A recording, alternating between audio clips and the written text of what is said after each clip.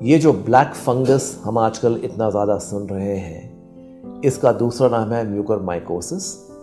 ये एक फंगस होती है जो नॉर्मली सॉइल में पाई जाती है, जो आपका जो मिट्टी होता है वहाँ पाई जाती है। ये आम तौर पे ह्यूमन बॉडी में, हमारे शरीर में कोई असर नहीं करता, क्योंकि शरीर की जो अंदरूनी जो आपकी इम्यूनिटी है वो बहुत हाई होती है। तो अगर किसी को कोविड होता है, कोविड क्या करता है? कोविड आपके इम्यून सिस्टम और हमारे इम्यून सिस्टम को बहुत ज़्यादा इफ़ेक्ट कर देता है। अगर किसी को एंटीवायरल की दवा दी जाती है, ये बड़े स्ट्रॉन्ग दवाइयाँ होती हैं कोविड के ट्रीटमेंट के लिए, जिसमें किसी किसी आदमी को हमें स्टेरॉयड की यूज़ की भी आवश्यकता पड़ती है।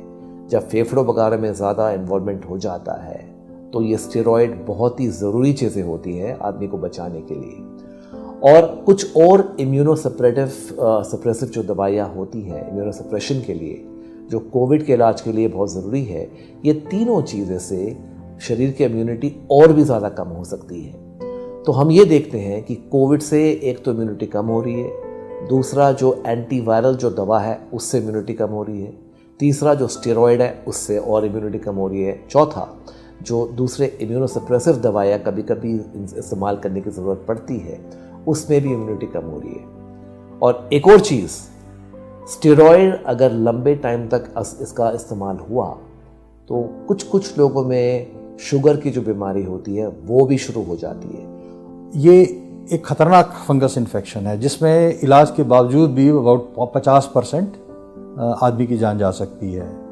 तो हमें ये समझना ज़रूरी है कि हम इसे समझें, इसके लक्षण क्या हैं, उन्हें ठीक टाइम पर पकड़ें, अपने को डॉक्टर से दिखवाएं और आगे इसका ट्रीटमेंट ठीक स्टार्ट हो।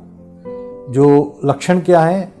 कोविड के बाद साइनस के सिम्टम रहते रहना, नाक बहते रहना, नाक का बंद होना, नाक से डिस्चार्ज आना जो कई बार ब्लडी भी हो सकता है, और नाक के अंदर क्रस होना, फेफड़ी जमना, चेहरे पर जो सेंसेशन है वो कम होना, उसके अलावा आँख में सूजन होना, आँख के आईलिड में सूजन होना, दिखना कम होना, दो दिखना, सर में दर्द होना, ये कुछ लक्षण हैं जो हैं। तो आप डेफिनेटली अपनी जांच करवाइए।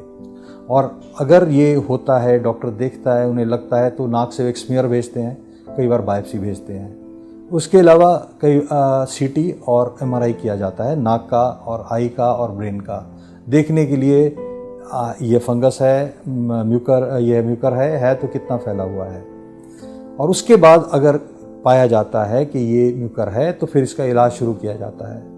इलाज में जो फंगस की दवाइयाँ हैं वो एकदम शुरू की जाती हैं, और उसके बाद ऑपरेशन, जो इसका मेन स्टे है वो ऑपरेशन है, जिससे फंगस को दूरबीन की सर्जरी, जिसे फंक्शनल एंडोस्कोपिक साइनस सर्जरी कहते हैं, उससे निकाला जाता है।